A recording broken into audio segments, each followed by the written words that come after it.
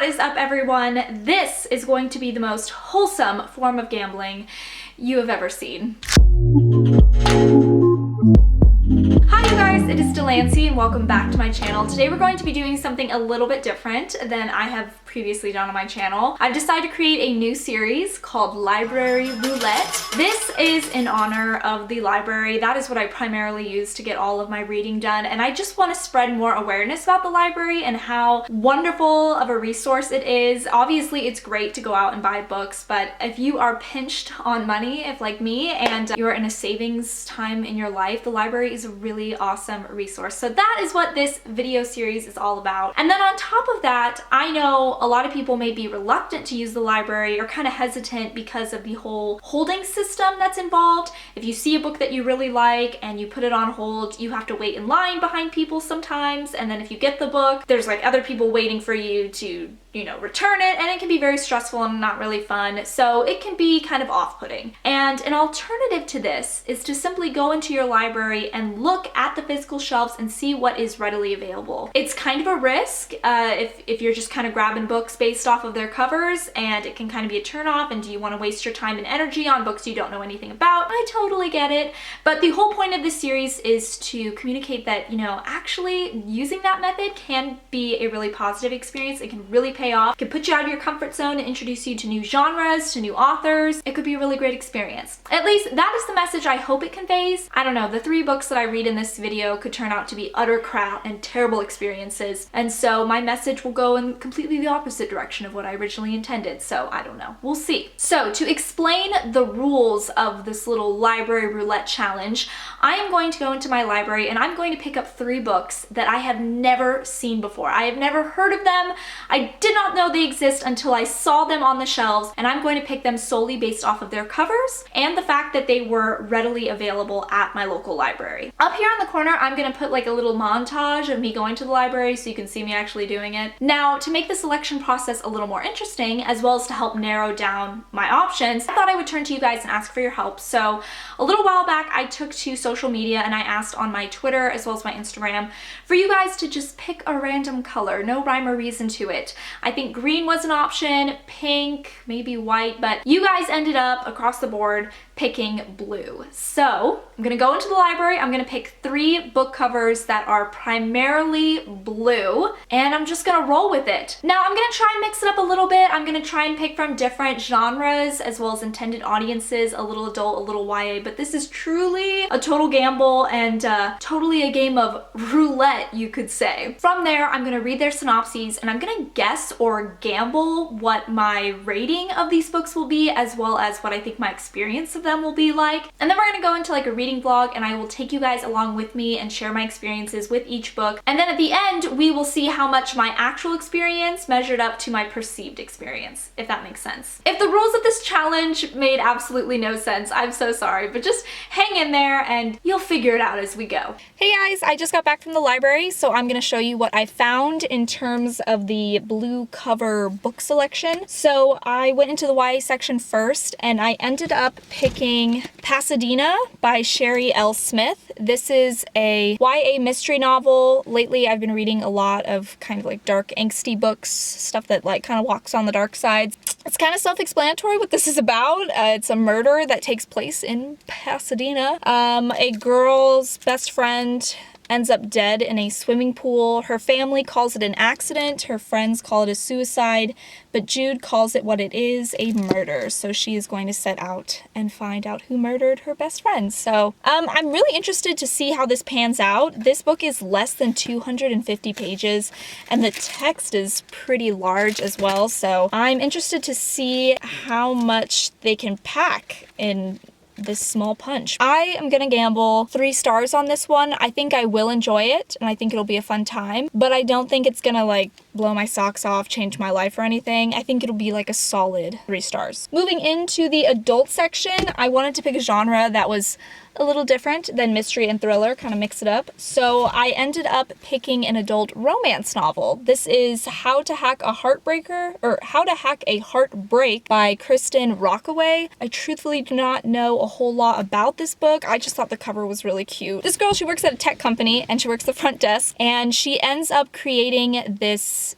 app that's kind of like a supplement to dating apps where girls can log harassers and abusers in the online dating space, and it goes viral overnight. She is suddenly in over her head, and what's more, the guy that she has a crush on at the company that she works at doesn't know that she is the creator behind this app, and that's pretty much it. I don't know where this is gonna take me. I think this will be a lot of fun though, so I'm gonna gamble like 4 stars. I'm pretty confident in this one. I have a good feeling about it. And then the third book that I picked was also in the adult section, and it does have like a mystery aspect to it, and that is The Heiresses plural, by Sarah Shepard. This is the same author as Pretty Little Liars. It takes place in New York with this super wealthy, super popular family, the Saybrooks, that everybody knows about, and one of their heiresses, 34-year-old Poppy, the most exquisite of them all, flings herself from a window and dies. Family is ruling it as a suicide, but certain family members believe that she was murdered, so they're gonna set out and find who the killer is. It has a lot of components that really interest me. I love reading about high society, like rich families in New York. I was a big Gossip Girl fan growing up, so I think that that's just like a guilty pleasure of mine. I am gonna say though, I am kind of nervous about reading this book. I am gonna gamble less than 3 stars, just because lately, for me personally, every time I've looked up books that kind of follow this formula, that have these kind of setups and these kinds of families in New York, for some reason, all of these books that I've looked up have had really low ratings. I also think it's interesting, this is a best-selling author. She wrote Pretty Little Liars, and I've never heard of this book, so that makes me nervous too. That's gonna do it for my library hunt. We'll see where these books take me, and we'll see if I win on my bets of this little game of roulette.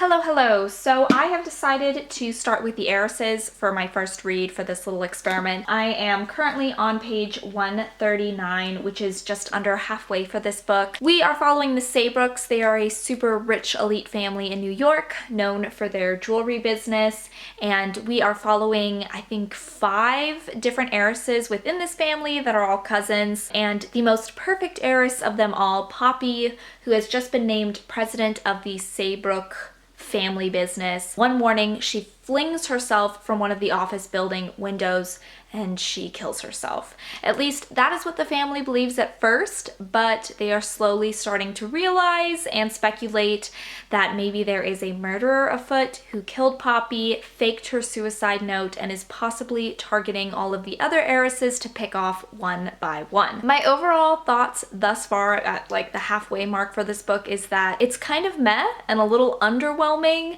As far as thrillers go, I have not found this book to be very particularly thrilling. For example, the inciting incident, I feel like for this novel didn't really come along until honestly almost halfway, and it's been a very slow burn, a very slow build-up that I really just feel like didn't pay off in the long run because I'm not particularly invested in any of the heiresses. I don't really care about any of them, so it kind of fell flat for me. I don't hate it enough to DNF it or anything like that, but like I said, I'm kind of underwhelmed. Maybe in the second half of the book it'll pick up. I think the last chapter that I left off on kind of had a cliffhanger, has potential to get kind of spooky and thrilling, but we'll see. My hopes are kind of low, my expectations are kind of low, so we'll just kind of see where this goes from here.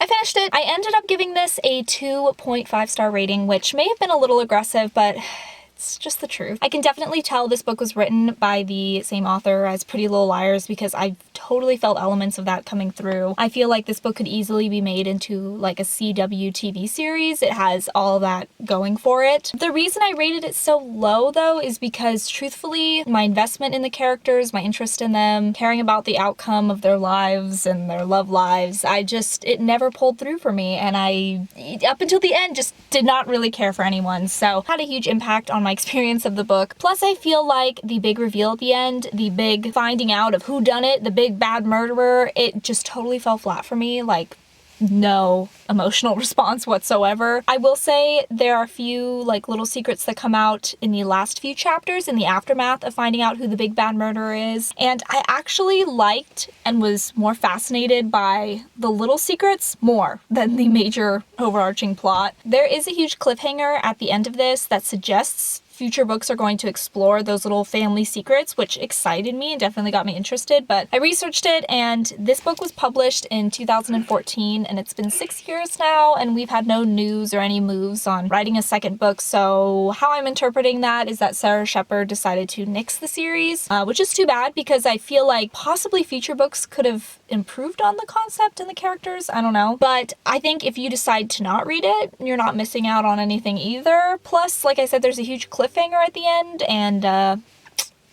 you ain't ever gonna find out the answer. So, I don't know. I think I gambled like less than 3 stars on this one, so I was definitely right. I think I hit it right on the mark with the 2.5 rating. What can you do?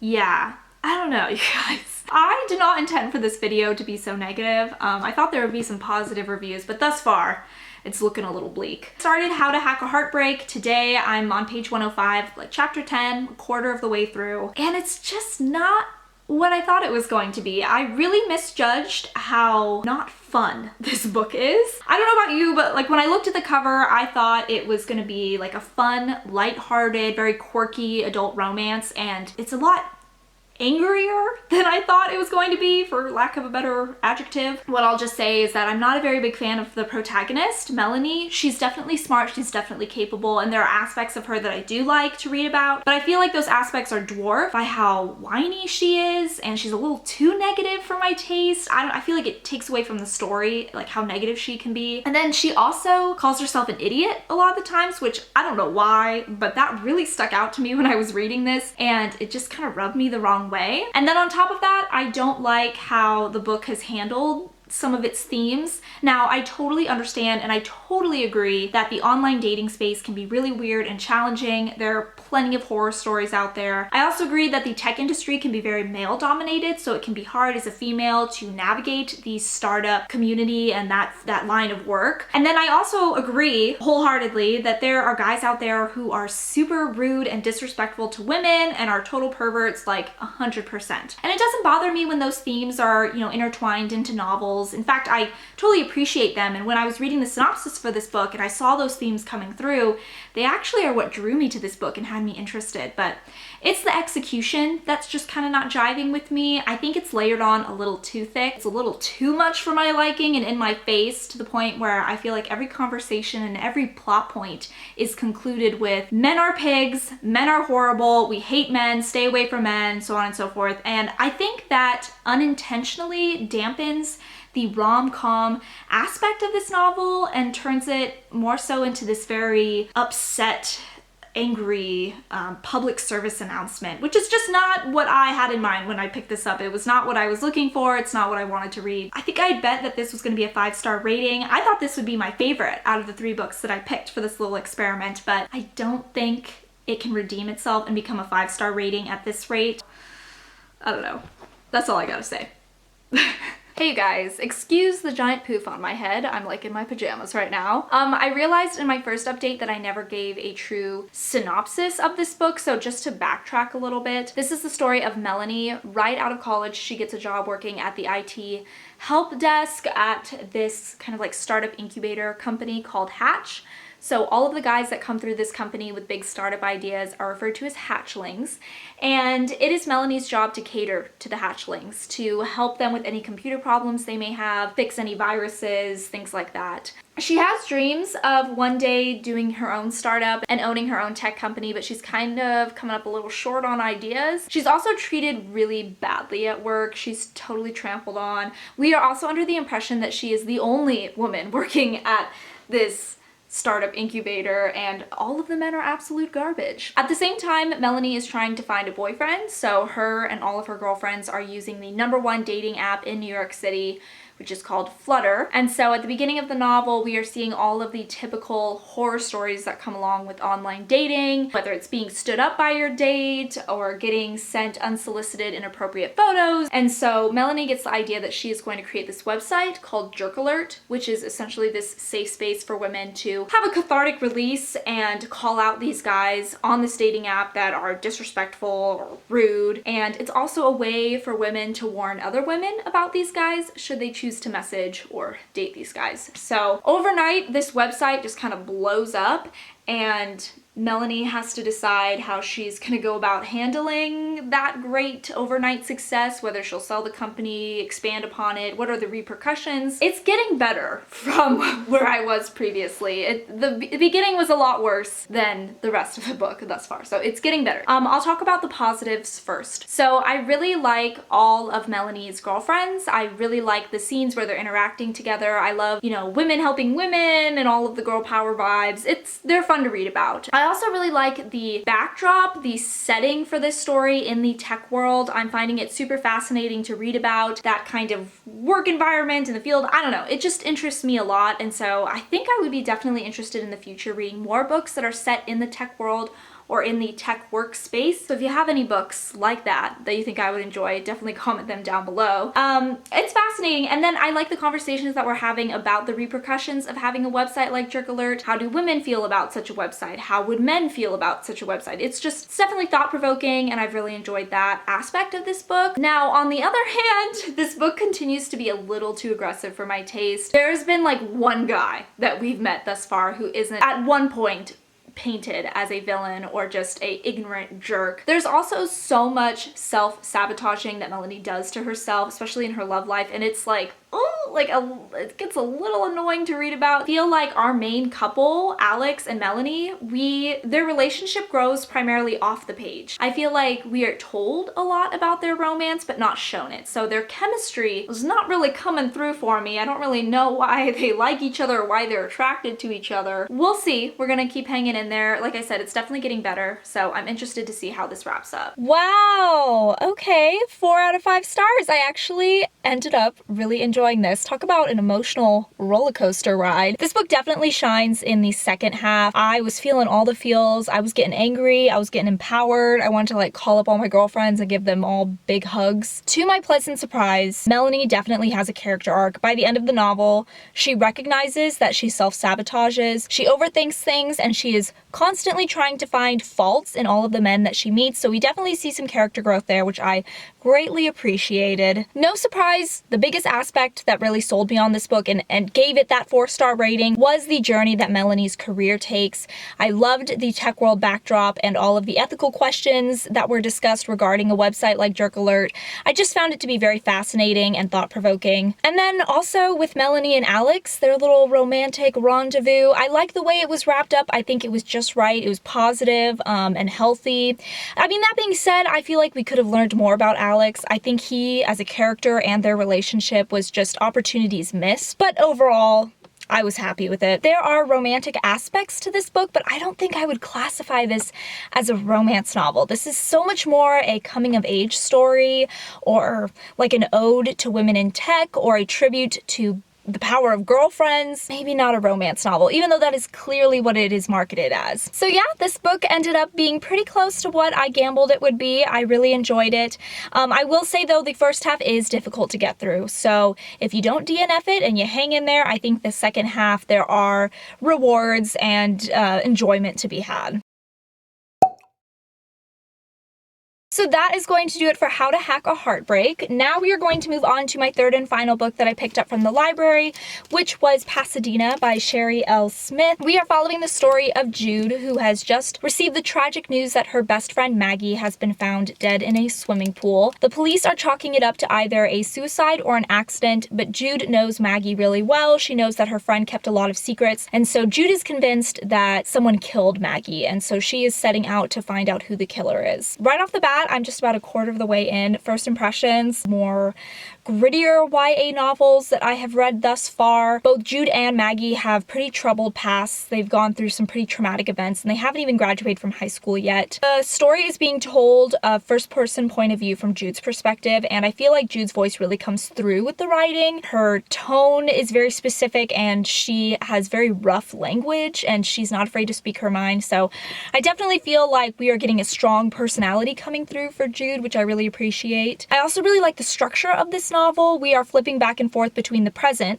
where Jude is trying to figure out who the killer is, and the past, where Jude is having conversations with Maggie. And these conversations are important because we learn maybe a little bit more about Maggie's mysterious life, or we learn a little bit more about why Jude has certain opinions of certain characters that she meets along the way. Also, I don't know if you have seen the Netflix show You, but season 2, it takes place in Los Angeles, and that is totally the backdrop and the setting that I keep visualizing for this novel. That's pretty much all I gotta say for right now, but I will also mention that there is a content warning definitely from the start, like the first chapter. So content warning for drug abuse, abortion, and rape, so just some stuff to keep in mind. Okay, so I am a little over halfway with this book. I am blowing through this. It is so easy to read, and I am holding it upside down. My God. I am really enjoying this. I think Jude is a really fascinating character. She is definitely an unreliable narrator, so that always makes for a fantastic trip. I so far have no idea who the killer is, or if it was in fact an accident or a suicide. I can't figure it out. This is definitely noir detective vibes with a YA twist.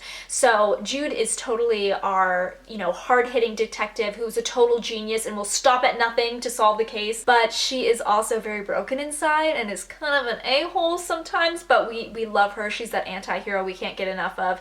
It's like that, but with, that YA twist, if you know what I mean. Definitely recommend this book to somebody who is a little frightened to read thrillers and kind of is a chicken like me and maybe doesn't like to read mysteries alone at home in the dark. I would instead recommend you pick this up when you go to the beach, because it's under 250 pages. You're going to read through it so quickly, so you could finish it all at once. Plus, this book takes place in the middle of summer in Los Angeles, so it definitely has that atmosphere of being in like very hot weather and very sweaty, and the sand and the beach. And so, if you're at the beach reading it, I feel like it just adds to that atmosphere even more. Hi, yes, hello. So I have finished Pasadena. I ended up giving it a 3.5 stars. I ended up really enjoying this. I think my favorite scene by far out of this entire book came around page 183. We finally got the flashback as well as chunks of information that explained to us why Jude struggles so much with physical touch and why she is so afraid to commit to her best friend Joey, who's clearly in love with her. That's not a spoiler, that that straight from the beginning. That flashback just hit me so hard, and it was so great. And then to watch Jude in the present moment try and overcome some of that trauma, I just absolutely loved it. It was beautiful. Easily my favorite scene in this book. In terms of the big reveal about who the killer is and all that good stuff, I am not sure how I feel. I definitely didn't call it, so it was unexpected, but it was kind of like anticlimactic for me. I don't know if I just didn't think it was very realistic or what. I don't know. I think I need to ponder about it a little bit more. That's pretty much all I can say about that. And yeah, this is definitely a hard-hitting novel. In the end, there is a speck of hope, no doubt, but it is also very sad. There are some tragic undertones, but I think this book also does a really good job at starting a conversation about the power of friendship and found family, as well as the whole process of self-healing after a particularly traumatic event in one's childhood. I mean, any traumatic event. I think the message of this book can be pretty universal, but the example that the book uses to convey that message is experiencing sexual harassment or rape during your childhood, and how do you heal from that? So I think the book handles that subject in a really artful and, I guess, classy way, you could say it, artsy. I don't know, for lack of a better word. Okay, you guys, it is getting dark outside, so I'm gonna make this quick before I lose all of the lighting in my car, but that is going to do it for the first episode of this library roulette series. Comment down below and let me know if you like this and you would like to see more of these. I know I personally had a lot of fun, so I think I might do it again. I think it really goes to show that, taking a chance on what's just openly available at your library and kind of judging books by their cover can be really fun and can really pay off in the long run. It can get you out of your comfort zone, introduce you to some new authors, so on and so forth. But yeah, that is going to do it for me, and I will catch you guys in the next one. Bye!